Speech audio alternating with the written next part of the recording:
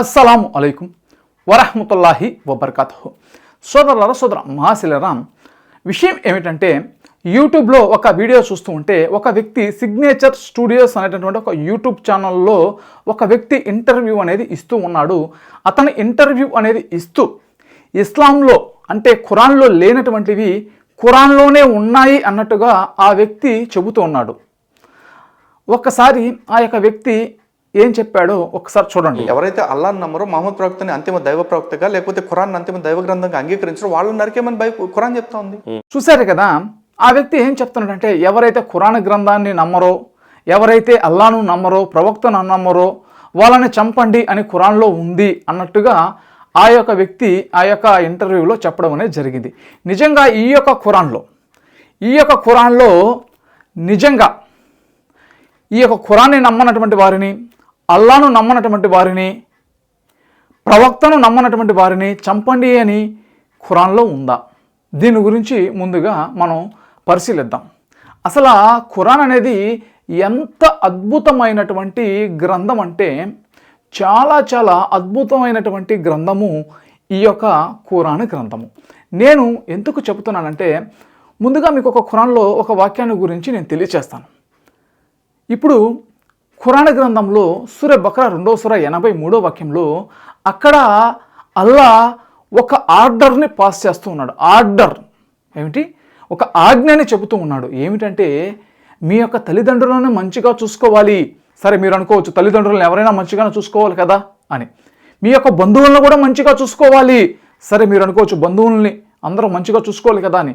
అక్కడే ఆ యొక్క వాక్యంలోనే చెప్తున్నాడు, అనాథలని మంచిగా చూసుకోండి, అనాథలని మంచిగా చూసుకోండి అని. అనాథలు అంటే ఎవరైనా ఈ భూప్రపంచం మీద ఎవరైనా సరే తండ్రి లేనటువంటి వారు, తల్లిదండ్రులు లేనటువంటి వారిని మంచిగా చూసుకోండి, మర్యాదగా మాట్లాడండి. సరే, అనాథలనే కదా, ఎవరో లేరు కదా వాళ్ళు అనుకోవచ్చు. మరియు బాటసారులని, మీకు తెలియనటువంటి వారిని, వాళ్ళను కూడా మంచిగా చూసుకోండి, వాళ్ళకి సహాయం అనేది చేయండి, వాళ్ళతో మర్యాదగా ప్రేమగా మాట్లాడండి అని ఈ యొక్క ఖురాన్ గ్రంథంలో దేవుడు తెలియజేస్తూ ఉన్నాడు. చూసారా, ప్రతి ఒక్కరితో మంచిగా మాట్లాడండి అని చెప్పేటటువంటి ఈ యొక్క గ్రంథము ఎందుకు ఇతరులను చంపమని చెబుతూ ఉంది? చెప్పదు. ఇంకా మీకు మంచి అద్భుతమైనటువంటి ఒక వాక్యం ఉంటుంది ఖురాన్ గ్రంథంలో, సూర మైదా 5వ సూర 32వ వాక్యం.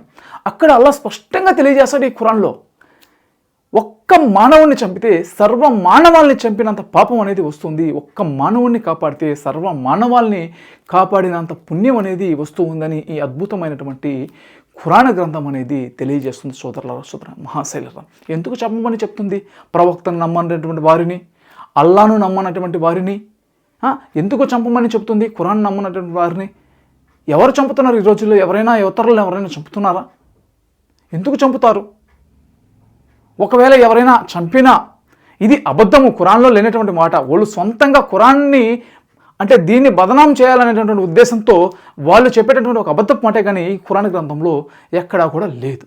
అయితే వీళ్ళందరూ ఎలా చెప్తారంటే, నేను కొందరు క్రైస్తవుల్లో అంటే కొందరు చూశాను, వాళ్ళు కానీ కొందరు హిందూ సోదరులు కానీ ఇంకొందరు ఎక్స్ ముస్లిమ్స్ అని కొన్ని ఛానల్స్ వచ్చాయి యూట్యూబ్లో. వాళ్ళు కూడా కొందరు ఏం చేస్తున్నారంటే, ఇస్లాం మీద ఎలాగైనా సరే బురద జల్లాలనేటటువంటి ఉద్దేశంతో కొందరు ఏం చేస్తున్నారంటే, ఖురాన్ గ్రంథంలో ఒక వాక్యాన్ని చూపిస్తారు. అదే సూర తౌబా 9వ సూర 29వ వాక్యంలో, ఎవరైతే అల్లాను మరియు అంతిమ దినాన్ని విశ్వసించని, ప్రవక్త నిషేధించినటువంటివి నిషేధంగా భావించబడనటువంటి వారిని, ఎవరైతే ఈ యొక్క ప్రభుత్వం నియమించినటువంటి ట్యాక్స్ని కట్టకుండా, ఎవరైతే సత్య ధర్మాన్ని ఇది నిజమైనటువంటి సత్య ధర్మం అని భావించినటువంటి వారితో మీరు పోరాడండి అని 9వ అధ్యాయం 29వ వాక్యంలో ఉంటుంది. అంటే ఇక్కడ విషయం ఏమిటి? అల్లాను అంతిమ దినాన్ని విశ్వసించని, ప్రవక్త నిషేధించినవి ఇవి నిషేధం కాదు అని చెప్పేటటువంటి వారితో, మరియు ఎవరైతే సత్య ధర్మాన్ని ఇది ధర్మం కాదు అని చెప్పేటటువంటి వారితో ఈ యొక్క ట్యాక్స్, ఈ వస్తువుల పైన ట్యాక్స్ అనేది ఉంటుంది కదా, ఈ ట్యాక్స్ ద్వారా ఏంటంటే పేదరికాన్ని నిర్మూలించవచ్చు అనమాట. ఈ ట్యాక్స్ కట్టనటువంటి వారితో పోరాడండి అని ఉంది. ఈ యొక్క వాక్యాన్ని వీళ్ళు ఎలా చెప్తారంటే, ఎవరైతే అల్లాను నమ్మరో వాళ్ళని చంపేయండి, ఎవరైతే ప్రవక్తను నమ్మరో వాళ్ళు చంపేయండి, ఎవరైతే ఇస్లాం ధర్మాన్ని ఇది నిజమైన ధర్మం కాదని చెప్తారో వాళ్ళని చంపేయండి అనే విధంగా ఒక వేరే విధంగా వీళ్ళు అర్థం చేసుకొని, లేకపోతే వీళ్ళు కావాలని ఈ విధంగానో వీళ్ళు తప్పుగా ప్రచారం చేస్తున్నారు. అక్కడ ఉండేటటువంటి విషయం ఏమిటంటే ధర్మం. ఈ యొక్క పుస్తకం అనేది మీకు నేను చేతిలో పట్టుకొని ఇందాకటి నుంచి ఎందుకు చూపిస్తున్నానంటే ఇది ఒక ధర్మం అన్నమాట. దీని యొక్క అంటే ఈ పుస్తకంలో ఏముంటాయంటే చట్టాలు అనేది ఉంటాయి. చట్టాలు అంటే దొంగతనం చేయకూడదు, వ్యభిచారం చేయకూడదు, మరియు అబద్ధపు సాక్ష్యం అనేది చెప్పకూడదు, పేదలకు దాన ధర్మాలు అనేది చేయాలి, అనాథలతో మంచిగా మాట్లాడాలి, బాటసారులతో మంచిగా మాట్లాడాలి, తల్లిదండ్రులను మంచిగా చూసుకోవాలి. ఇట్లాంటి చట్టాలు అనేది ఉంటాయి. ఇది సత్యధర్మం అంటే ఇది నిజమైనటువంటి చట్టంగా మీరు భావించాలి. ఇది దేవుడు పెట్టినటువంటి, అల్లాను నమ్మాలి అంతిమ దినాన్ని అంటే దేవుడు పెట్టినటువంటి చట్టాలు ఇవి అని గుర్తించాలి. ఈ చట్టాలను గుర్తించకపోతే మీరు అంతిమ దినం అనేది ఉంది అని నమ్మకపోతే, ఎందుకంటే ఈ చట్టాలను గుర్తించినటువంటి వారికి దేవుడు అంతిమ దినం ప్రళయ దినం రోజున శిక్షిస్తాడు. మరియు ప్రవక్త నిషేధించినటువంటివి ఏమిటి? ఇప్పుడు ఇతరుల జంతువులు ఉన్నాయి, ఇతరుల జంతువుల జోలికి మనం పోకూడదు. ఇతరుల పంటలు ఉన్నాయి, ఇతరుల పంటల దగ్గరికి మనం పోకూడదు. ప్రవక్త వారు చెప్పినటువంటి అన్నమాట ఇవి. అంటే ఇటువంటి ఎవరైతే ఇతరుల జంతువుల మీదకి, ఇతరుల ఆస్తుల మీదకి ఎవరైతే పోయి దోపిడీ చేస్తారో ఇటువంటి వారితో పోరాడండి, చట్టాలను గౌరవించాలి. ఇప్పుడు ఉదాహరణకి మనం భారతదేశంలో ఉన్నామండి, భారతదేశంలో భారత రాజ్యాంగాన్ని మనం గౌరవించాలి.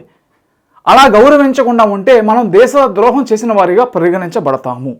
అదే అక్కడ దేవుడు కూడా చెప్పేది. అక్కడ వాళ్ళు ఇస్లామిక్ రాజ్యాన్ని వాళ్ళు ఏర్పాటు చేసుకొని ఉన్నారు. ఆ రాజ్యంలో ఎవరైతే ఉంటారో ఈ యొక్క చట్టాన్ని గౌరవించాలి, లేకపోతే వేరే దగ్గరికి వెళ్ళిపోవచ్చు. అలా కాకుండా వీళ్ళ మధ్యలో తిరుగుతూ గొడవలు పెడితే ఇటువంటి వారితో పోరాడండి అని ఉంటుంది. కావాలనేవి యుద్ధం చేయమని దేవుడు చెప్పడు. 2వ సూరె బకరా 190వ వాక్యంలో స్పష్టంగా అక్కడ అలా తెలియజేస్తాడు.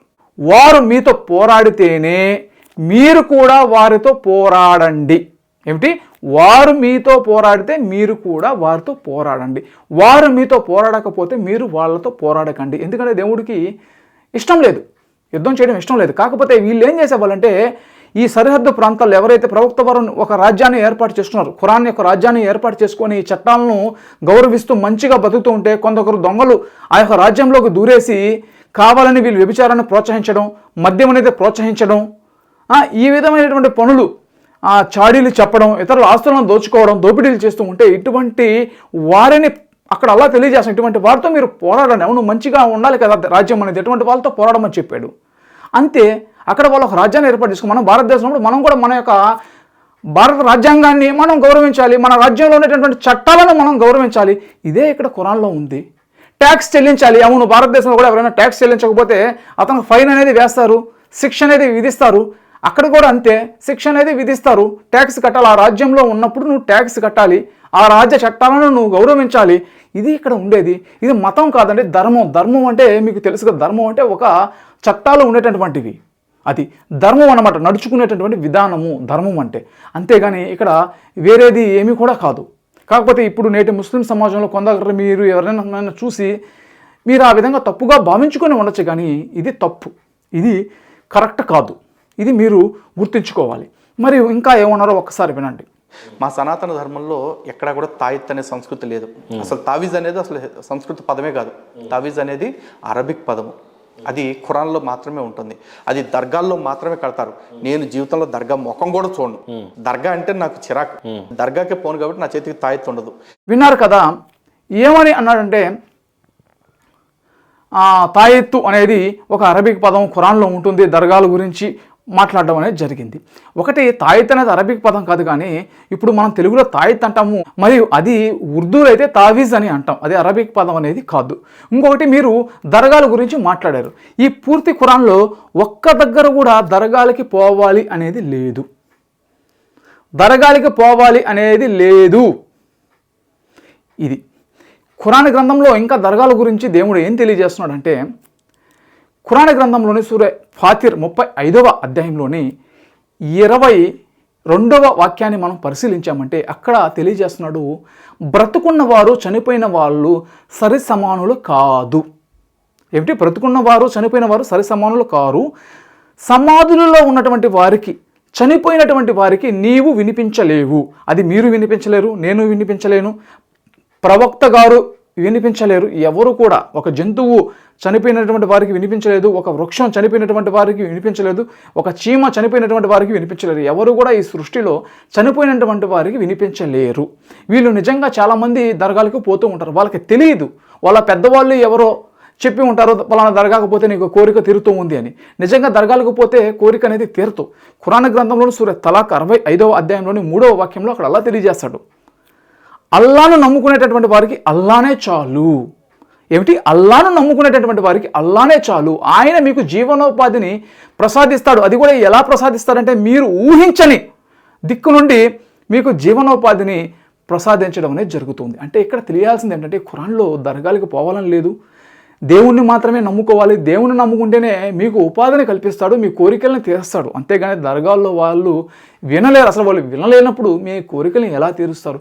చాలామంది అంటే వాళ్ళ పెద్దవాళ్ళు చెప్పడం ద్వారా మరియు ఈ ఖురాన్ గ్రంథం యొక్క అవగాహన అనేది లేనటువంటి కారణంగా వాళ్ళు అక్కడికి పోతున్నారు. కానీ పూర్తి ఖురాన్లో ఎక్కడ కూడా దర్గాలకి వెళ్ళాలని కానీ లేదు. కొందరు పోతున్నారు, వాళ్ళకి తెలియక, ఖురాన్ జ్ఞానం అనేది తెలియక వాళ్ళు పోతూ ఉన్నారు. అక్కడ ప్రవక్తకే తెలియజేస్తున్న సమాధిలో ఉండేవారికి నువ్వు వినిపించలేమన్నప్పుడు ఇంకా మనమే వినిపిస్తాము? ఎవరు కూడా వినిపించలేదు. ఎందుకంటే చనిపోవడం అంటే ఇంకా అయిపోయింది.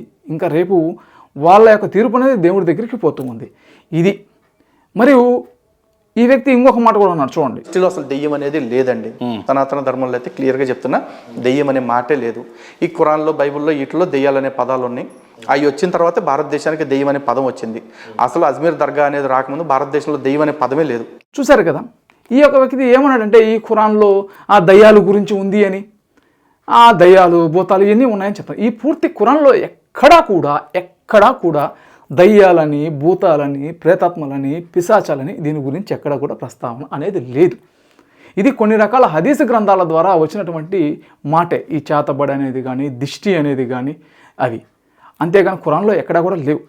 ఖురాన్లో దేవుడు చెప్పేటటువంటి విషయం ఏంటంటే మంత్రం అనేది పనికిరాదు, అట్లాగే దయ్యాలు, భూతాలు ఇవి ఏమీ కూడా పనికిరావు. ఎందుకంటే లాభ నష్టాలు అనేది దేవుడి చేతిలో ఉంటాయి. అంతేగాని ఈ దయ్యాలు, భూతాల చేతిలో దయ్యాలు మనల్ని వస్తాయి, ఏదో చేస్తాయి అనేది ఒక మూఢనమ్మకం. ఖురాన్లో అల్లా చెప్పేటటువంటిది ఏమిటంటే మూఢనమ్మకాలు అనేది నమ్మకూడదు. ఈ సృష్టి అనేది చాలా మంచిగా సృష్టించాడు, ఒక ఆర్గనైజ్గా ఈ సృష్టి అనేది నడుస్తూ ఉంది. దీంట్లో మనం దయ్యాలను తీసుకురావడం అనేది తప్పు. కొన్ని రకాల హదీస్ గ్రంథాల ద్వారా ఇది వచ్చినటువంటి మాట, అది మానవులు రాసినటువంటి గ్రంథాలు. ఖురాన్ గ్రంథంలో సూర బకరా 2వ సూర 79వ వాక్యంలో అక్కడ అలా తెలియజేస్తాడు, తమ స్వహస్తాలతో రాసినటువంటి గ్రంథాన్ని దైవ గ్రంథం అని చెబుతారో వాళ్ళకి వినాశనం అనేది తప్పదు, పైపెచ్చు బాధాకరమైనటువంటి శిక్ష అనేది వాళ్ళకు ఉంది అని ఖురాన్ గ్రంథంలో సూర బకరా 2వ సూర 79వ వాక్యంలో స్పష్టంగా దేవుడు తెలియజేస్తాడు. కాకపోతే మీరు అనుకోవచ్చు, ఇది ఏందబ్బా ఖురానే కదా ముస్లింల గ్రంథం, మరి హదీసులు ఏంది అని చాలామంది హిందువులకి తెలియదు. ఇది వాస్తవమే. ఖురాన్ అనేది చాలా మంచి పుస్తకం, చాలా అద్భుతమైనటువంటి పుస్తకం. మీరు ఒకసారి చదువుకున్న దీంట్లో ఎటువంటివి ఎక్కడ కూడా ఉండవు. కొందరు ఏంటంటే ఈ ఖురాన్ అనేది వాళ్ళకి సరిపోదు, కానీ ఏకైక దేవుడి గ్రంథం ఏంటంటే ఖురాన్ మాత్రమే, ఖురాన్ ఒక్కటే. కానీ కొందరికి ఈ యొక్క ఖురాన్ గ్రంథం అనేది కొందరికి సరిపోక కొన్ని వాళ్ళు స్వహస్తాలతో కొన్ని సొంత గ్రంథాలను ప్రవక్త వారు చనిపోయిన 200 సంవత్సరాల తర్వాత రాసుకొని దాంట్లో అనేక రకాల మూఢనమ్మకాలను ప్రవేశపెట్టారు. దాంట్లో చేతబడి అని, దిష్టి అని, ఇవన్నీ ఉన్నాయని, దయ్యాలు పట్టుకుంటాయని, దాని తర్వాత కొన్ని వందల సంవత్సరాల తర్వాత మళ్ళీ భారతదేశంలో మీరు చెప్పినట్టుగానే దర్గాలని కొందరిని తీసుకొని వచ్చారు. దర్గాలో చనిపోయినటువంటి వారిని వీళ్ళు ఆరాధిస్తారు. ఖురాన్లో సూర బకరా 2వ సూర 255వ వాక్యం అక్కడ అలా తెలియజేస్తాడు, దేవుడు సజీవుడు, నిత్యం జీవించేటటువంటి వాడు అని ఉంటుంది. కానీ దర్గాలో ఉండేటటువంటి వారు చనిపోయినటువంటి వాళ్ళు. దేవుడికి నిజంగా దర్గాలో ఉండేవాళ్ళు దేవుడు కాదు. ఎందుకంటే దేవుడు అక్కడ చెప్పేది ఏంటంటే దేవుడికి ప్రాణం అనేది పోదు, దేవుడు ఎల్లకాలం సజీవంగా ఉంటాడు, ప్రాణం పోయేవాడు దేవుడు కాదు అని అక్కడ స్పష్టంగా తెలియజేస్తున్నాడు. మానవులకి ప్రాణం పోతాయి, జంతువులకి ప్రాణం పోతాయి, అంతేగాని దేవుడికి ప్రాణం అనేది పోతుంది. కాకపోతే వీళ్ళకి తెలియక వీళ్ళ ఒక అజ్ఞానంతో వీళ్ళు అక్కడికి పోతున్నారు. దేవుడి దృష్టిలో వీళ్ళు ఒక చిన్న పిల్లల మాదిరి, చిన్న పిల్లలకి ఏమీ తెలియదు కదా, అట్లాగే వీళ్ళకి కూడా ఇస్లాం గురించి ఏమీ తెలియక వాళ్ళు పోతున్నారు. అంతేగాని ఇది మీరు ఖురాన్లో ఉంది అని మీరు చెప్పకూడదు. సరే కొందరు ముస్లింలు పోతున్నారు వాళ్ళు అని చెప్పండి, కానీ ఇది ఖురాన్కి మీరు ఆపాదించకూడదు. ఎందుకంటే ఖురాన్లో ఇటువంటి ఏమీ కూడా లేవు. మీరు అర్థమయ్యేటటువంటి భాషలో ఖురాన్ చదవచ్చు. 54వ అధ్యాయం మీరు 17వ వాక్యాన్ని చదివితే ఇది సులభతరం చేశాము, మీకు అర్థమవుతూ ఉంది, హితబోధన గ్రహించేవారు ఎవరైనా ఉన్నారా అని అల్లా చెప్తూ ఉన్నాడు. మీరు చదవచ్చు. 14వ అధ్యాయం 1వ వాక్యంలో స్పష్టంగా ఉంటుంది, సర్వ మానవాళి కోసం ఈ యొక్క గ్రంథము. మీ అజ్ఞానంలో నుంచి మీకు జ్ఞానాన్ని ప్రసాదించేటటువంటిది ఈ గ్రంథము, చీకట్లో నుంచి వెలుగును ప్రసాదించేటటువంటిది ఈ గ్రంథము అనే విధంగా మనకు ఉంటుంది. సర్వ మానవాళి కోసం వచ్చేటువంటి గ్రంథం ఇది. మీరు కూడా చదవచ్చు, ప్రతి ఒక్కరు కూడా దీన్ని చదవచ్చు. దీనిలో అటువంటి ఏమీ మూఢనమ్మకాలు లేవు, దరగాలికి పోవాలని లేవు, దీనిని నమ్మనటువంటి వారిని చంపండి అని లేదు. ఇది కావాలని బయట కొందరు చేసేటటువంటి దుష్ప్రచారమే కానీ ఇంకొకటి ఎంత మాత్రం కూడా కాదు. ఇది మీరందరూ కూడా అర్థం చేసుకోండి. ఎవరైతే ఈ వ్యక్తి చెప్తున్నాడో మీరు కూడా మంచి మనసుతో అర్థం చేసుకోండి. కొన్ని రకాల హదీస్ గ్రంథాల్లో ఉండేటటువంటి ఈ రోజుల్లో ఎక్స్ ముస్లిమ్స్ అని కొందరు వచ్చారు. ఈ ఎక్స్ ముస్లిమ్స్ అనేటటువంటి వాళ్ళు ఏం చేస్తున్నారంటే ఈ యూట్యూబ్ ఛానల్ పెట్టి ఎంతోమంది ముస్లింలని ఆ ఎక్స్ ముస్లింలుగా చేసేస్తూ ఉన్నారు. ఎందుకు వాళ్ళు చేస్తున్నారంటే నిజంగా హదీసుల్ని వాళ్ళు టార్గెట్ చేస్తారే కానీ ఖురాన్ గ్రంథాన్ని ఎవరూ టార్గెట్ చేయరు.